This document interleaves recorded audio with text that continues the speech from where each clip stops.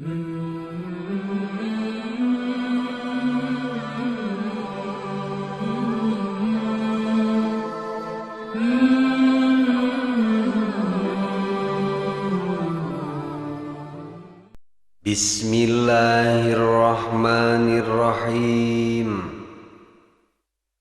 Nuzilat parantos dilungsurkeun hadhil ayatu ieu ayat nyaeta ayat anu kasalapan dina surat Yasin. Fi riwayatin numutkeun hiji riwayat fi haqqi Abi Jahlin dina hakna kajadian atanapi peristiwa anu berkaitan jeung Abu Jahal wa sahibihi jeung sobat-sobatna Abu Jahal mim Bani Makhzumin ti Bani Makhzum laknatullah alaihi. Wadzalika sareng ari eta peristiwa teh inna Aba Jahlin sanyanyana si Abu Jahal halapa eta geus sumpah si Abu Jahal teh cek si Abu Jahal lain ra'aitu bener-bener lamun kaula nempo Muhammadan ka Nabi Muhammad yusolli keur ngalaksanakeun salat eta Nabi Muhammad teh la ardokhanna maka pasti kaula bener-bener bakal ninggang ra'sahu kana mastakana Kangjeng Nabi bil hajari make batu. Etalah ujian anu begitu berat ketika Kangjeng Nabi ngajalankeun misi dakwah ka kaumna, sehingga berbagai hinaan bahkan ancaman ka Kangjeng Nabi terus bertubi-tubi teureun-eureun, terutama ancaman ti Abu Jahal jeung balad-baladna anu sangat benci ka Kangjeng Nabi, sehingga si Abu Jahal jeung pasukan-pasukanna bersumpah akan terus menganiaya Kangjeng Nabi Muhammad sallallahu alaihi wasallam sampai ke Kangjeng Nabi berhenti melaksanakan dakwahna. Kubenci-bencina si Abu Jahal ke Kangjeng Nabi sehingga Abu Jahal bersumpah meningali Kangjeng Nabi nuju salat, maka si Abu Jahal bakal ninggang mastakana Kangjeng Nabi Muhammad sallallahu alaihi wasallam make batu. Fa'atahu, kemudian si Abu Jahal teh mendatangi Rasulullah sallallahu alaihi wasallam untuk melaksanakan sumpahna. Wa huwa sedengkeun ari kaayaan Kangjeng Nabi waktos harita yusolli nuju ngalaksanakeun salat.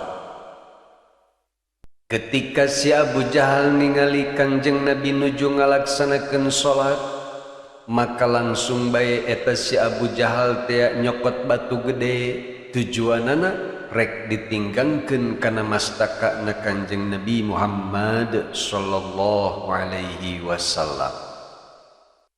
Falamma maka tatkala rafa'a ngangkatkeun eta si Abu Jahal teh al hajaro kana batu, syallat maka langsung kemper atawa lumpuh naonana yaduhu leungeunna eta si Abu Jahal ila unukihi nepi ka pundukna, leuleus lumpuh kemper eueuh tanagaan. Walasiqa jeung napol atawa nempel naon al hajaru eta batu teh biadihi kana leungeunna si Abu Jahal. Ialah bukti bahwa jalma-jalma anu berjuang negakeun agama Allah dari zaman ke zaman akan terus mendapatkan perlawanan ti musuh-musuh Allah.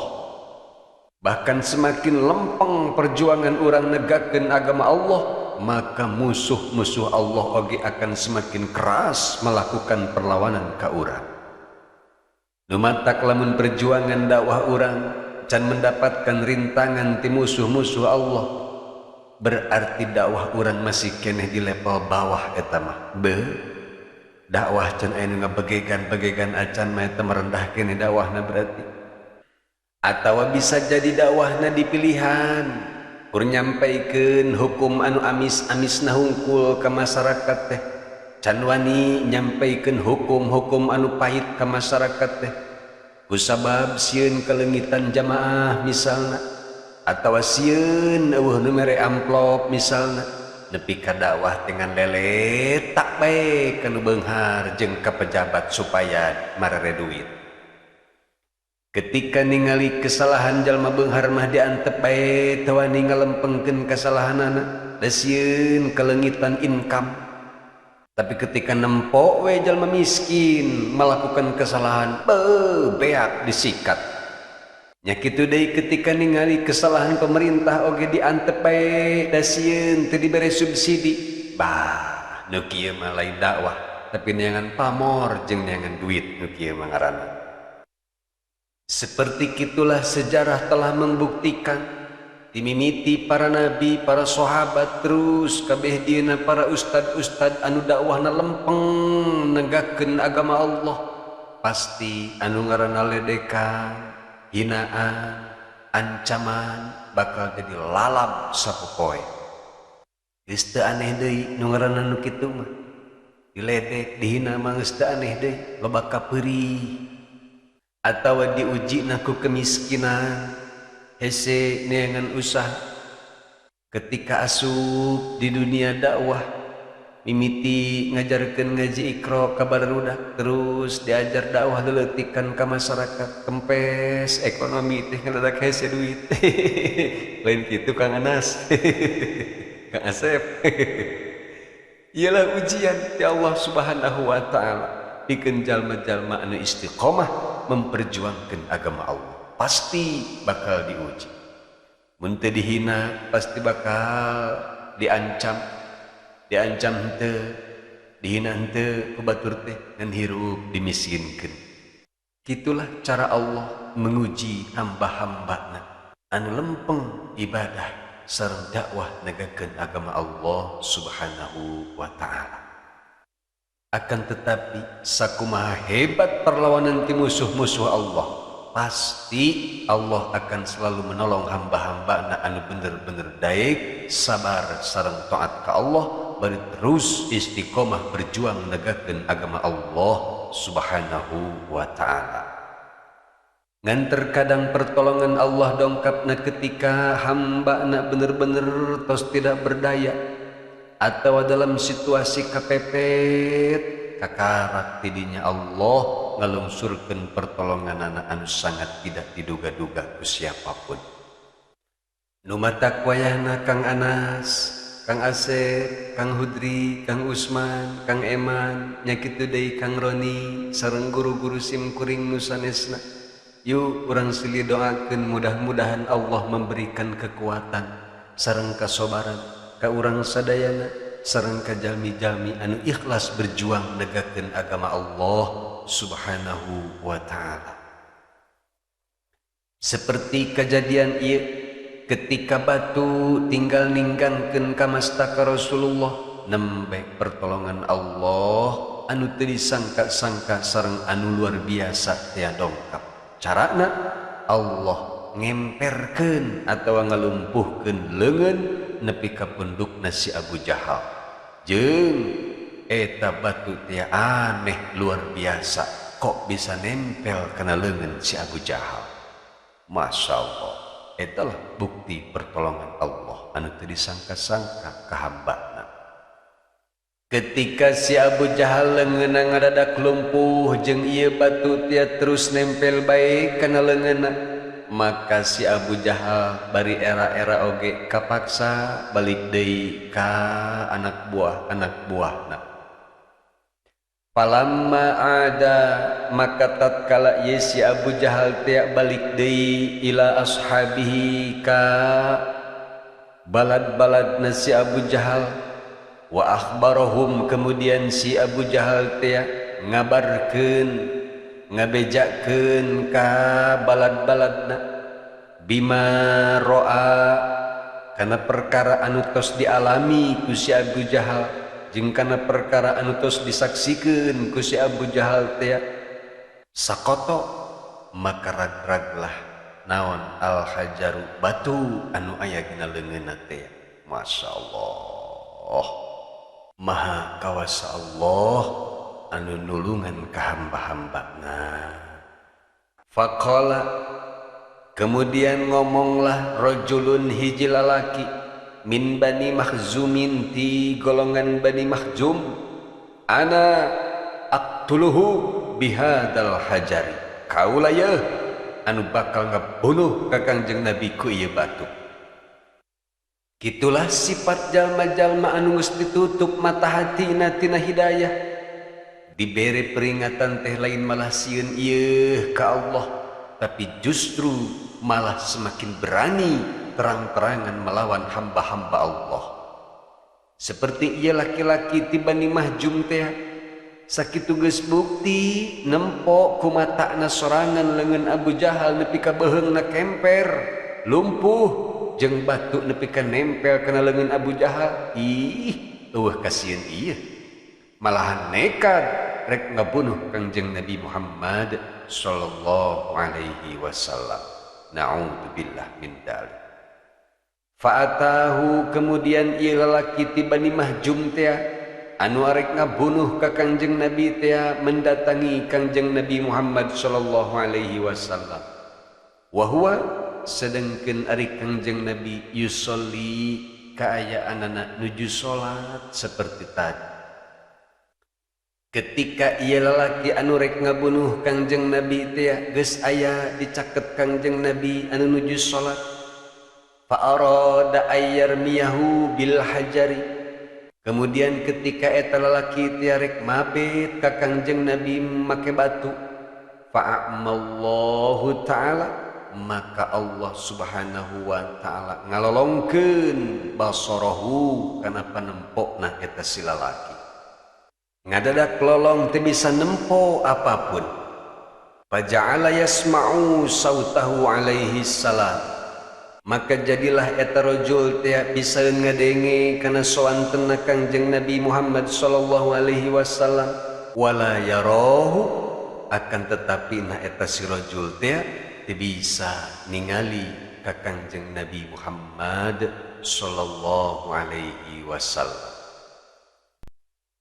Ketika ieu si rajul teh matana ngadadak lolong teu bisa nempo hiji perkara oge, faraja'a, kemudian balik deuilah ieu si rajul teh ila ashabihi ka balad-baladna eta si rajul, falam yarahum, maka eta si rajul teh teu bisa nempoeun ka sahabat-sahabatna, teu bisa nempoeun ka batur-baturna, hatta nadauhu, nepi ka batur-baturna ngagoroan ka eta si rajul. Faqalu, kemudian ngararomong batur-baturna si rajul, ma sana'ta, wahai rajul, ari maneh geus ngalakukeun naon? Kok anjeun nepi ka bisa lolong kitu sih? Tadi mah kerindit panon anjeun cekas bisa nempo itu ieu, kok ai balik teh di kakarayapan kieu? Kunaon si anjeun? Naon anu geus dilakukeun ku anjeun? Qala, ceuk eta rajul anu ngadadak lolong teh, ma ra'aituhu, duh kaula teu bisa nempo ka Kangjeng Nabi Muhammad sallallahu alaihi wasallam. Walakin, akan tetapi nasami tu kaula bisa ngadenge sautahu kana suantenna Kangjeng Nabi Muhammad sallallahu alaihi wasallam. Wahala jeung aya sesuatu anu ngahalangan baini antara kaula wa bainahu jeung antara Kangjeng Nabi, syai'un sesuatu, kahayatil ijli, rupana teh seperti bentuk anak sapi, yanfuhu, anu mana eta anak sapi teh niup bidan bihi ku buntutna, maksudna ngepot-ngepotkeun buntutna murin, seperti sapi anu siap-siap ngamuk menerkam musuhna, sok ngepot-ngepot buntut ninganan. Be, lamun aya nu ngamuk sampai ka ngepot buntutna, ieu bahaya ieu. Be, komo bapak-bapak ngamuk sampai ka ngepot-ngepot buntut yang bahaya ieu. Ieu kitu. Sieun-sieun nempong anak sapi ngepot-ngepot buntutna, walau danautu minhu, jeung lamun seandainya kaula ngadeukeutan ka eta anak sapi teh, la akalani maka pasti eta anak sapi tia bakal ngahakan ka kaula ku serem-seremna lamun geus ngamuk bari ngepot-ngepot buntut mata kula gegabah teh ngepot-ngepot buntut teh wa ba'da dzalika sareng saparantosna peristiwa eta kullama arada Abu Jahlin setiap kali si Abu Jahal ingin menganiaya Muhammadan ka Kangjeng Nabi Muhammad alaihi salatu wassalam la yaqdiru ayyarahu maka eta si Abu Jahal tia jeung kawan-kawana ngadadak teu bisa ningali ka Kangjeng Nabi Muhammad sallallahu alaihi wasallam. Etalah asbab nuzul ayat ka-8 sareng ayat ka-9 numutkeun satu riwayat. Wa fi riwayatin sareng dina riwayat anu sanes nuzilat hadhil ayatu parantos dilungsurkeun ieu ayat fi ta'ifatin min Quraisyin mengenai satu golongan di kaum Quraisy. Wadzalika sareng ari eta riwayat anna nabiyya alaihi salatu wassalam bahwa Kangjeng Nabi Muhammad sallallahu alaihi wasallam ma'a ashabihi sareng para sahabat-sahabatna kanu jalisina eta nuju kaayaan caralik yauman di hiji dinten inda babil ka'bati dicaket pintu Ka'bah. Sawaktos Kangjeng Nabi sareng para sahabat-sahabatna nuju caralik dicaket pintu Ka'bah faqalat Quraisyun kemudian ngararomonglah kaum Quraisy teh ta'alau hayu kadarieu geurang ngarumpul araranjeun kabeh na'khudu Muhammadan urang nyokot atau urang newa Kangjeng Nabi Muhammad ma'a ashabihi beserta para sahabat-sahabatna wa nadhabu terus urang berangkat bihim bari mawa Nabi Muhammad sareng para sahabatna ila Jabali Abi Gubaisin ka gunung Abi Gubais fanaktulu Muhammadan kemudian urang bunuh nu ngaranna Muhammad tia ma'a ashabihi beserta para sahabat-sahabatna wa man la yarda dinahu maka sahajalma anu henteu ridho kana agamana Muhammad nukhli maka urang bebaskeun sabilahu jalana eta si jalma anu teu daek narima kana agama Muhammad wa illa jeung lamun eta jalma teh teu daek nolak kana agama Muhammad fanaktula maka urang bunuh kullahum sakabeh pengikut agama Muhammad. Masyaallah etalah beratna pengikut-pengikut Kangjeng Nabi Muhammad sallallahu alaihi wasallam di zaman harita. Atuh komo deui begitu beratna cobaan dan rintangan anu dihadapi ku Kangjeng Nabi Muhammad sallallahu alaihi wasallam. Numatak nepi kayana ge kitu bae pengikut Kangjeng Nabi mah selalu mendapatkan hinaan, ancaman dan teror dengan macam-macam. Geus teu aneh sing karua sing teger menghadapi semua ini. Wa ba'da hadhil musyawarati sareng saparantosna ieu musyawarah teh anu dilakukeun ku kaum Quraisy ittafaqu telah menemukan kesepakatan di antara kaum Quraisy wa atau kemudian ieu kaum Quraisy teh mendatangi ila Muhammadin alaihi salam ka Kangjeng Nabi Muhammad sallallahu alaihi wasallam wa ashabihi sareng ka para sahabat-sahabatna Kangjeng Nabi Muhammad sallallahu alaihi wasallam. Maka ketika ieu kaum Quraisy teh anu merek ngabunuh Kangjeng Nabi sareng sahabatna semakin mendekati ka Kangjeng Nabi sareng para sahabat faja'alallahu ta'ala kemudian Allah subhanahu wa ta'ala menjadikan baina aidihim di hareupeun eta kaum Quraisy teh saddan penghalang, wa min khalfihim jeung ditukangeun eta kaum Quraisy teh saddan Allah ngajadikeun penghalang. Lam yarau Muhammadan sehingga eta kaum Quraisy teh teu bisa nempueun ka Kangjeng Nabi Muhammad wa ashabahu sareng ka sahabat-sahabatna Kangjeng Nabi Muhammad sallallahu alaihi wasallam.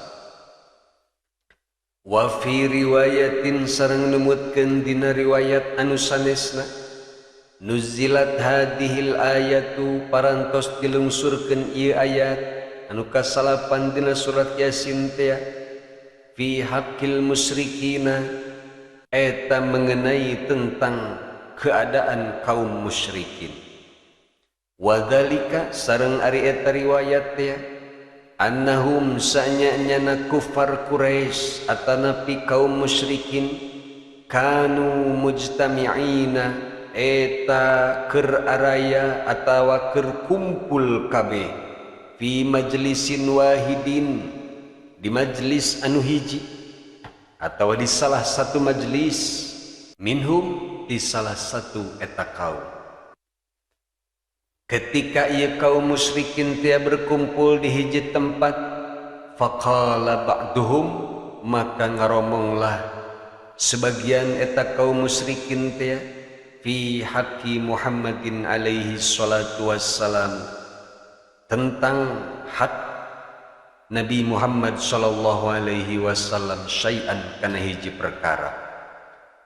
Lempeng nama eta kaum musyrikin kumpul di hiji tempat teh keur ngamusyawarahkeun rencana-rencana jahat ka Kangjeng Nabi Muhammad sallallahu alaihi wasallam. Di tengah-tengah musyawarahna kaum musyrikin teh qala kemudian aya anu ngomong salah satu ti kaum musyrikin teh in ra'aitu Muhammadan fa'altu kada wa kada.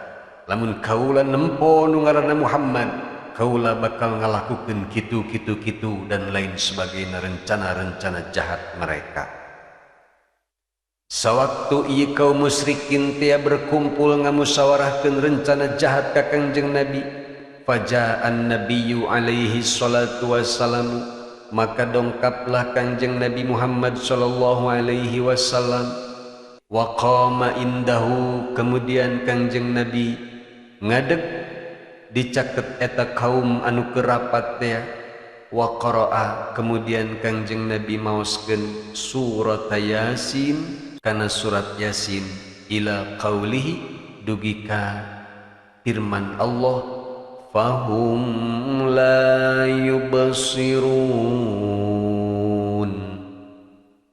wa ba'da dalika sareng saparantosna kitu nyaeta saparantosna Kangjeng Nabi maoskeun surat Yasin ayat kahiji dugi ka fahum la yubsirun ayat 1 sampai ayat 9 akhadan nabiyyu alaihi salam kemudian Kangjeng Nabi Muhammad sallallahu alaihi wasallam nyandak qabdatan segenggam minat turabi tina taneuh waroma kemudian Kangjeng Nabi ngababitkeun eta taneuh teh atawa ngaurkeun eta taneuh teh ila wujuhihim kana beungeutna eta kaum musyrikin walihahum jeung ka arah jenggot-jenggotna eta kaum wa dhahaba min bainihim kemudian Kangjeng Nabi berangkatlah atawa melewati di antara eta kaum teh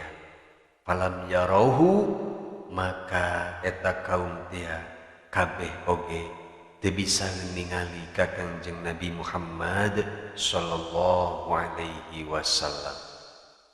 Ketika Kangjeng Nabi teh melewati eta kaum wahum yanquduna turaba jeung ari eta kaum musyrikin teh terus-terusan ngepretkeun atawa ngabersihan taneuh an wujuhihim tina beungeut-beungeutna eta kaum musyrikin walihahum jeung sibuk ngabersihkan taneuh anu aya dina jenggotna eta kaum wa yaquluna jeung ngararomong eta kaum kufar teh wallahi demi Allah ma ra'ainahu kaula kabeh henteu ningali henteu bisa ningali ka Kangjeng Nabi wa ma sami'na sautahu alaihi salatu wassalamu jeung kaula kabeh teu bisa mendengar kana suara Kangjeng Nabi Muhammad sallallahu alaihi wasallam. Etalah tilu riwayat asbab nuzulna surat Yasin ayat ka-salapan. Mudah-mudahan sing ageng manfaatna khususna pikeun sim abdi umumna pikeun sahabat anu ngupingkeun.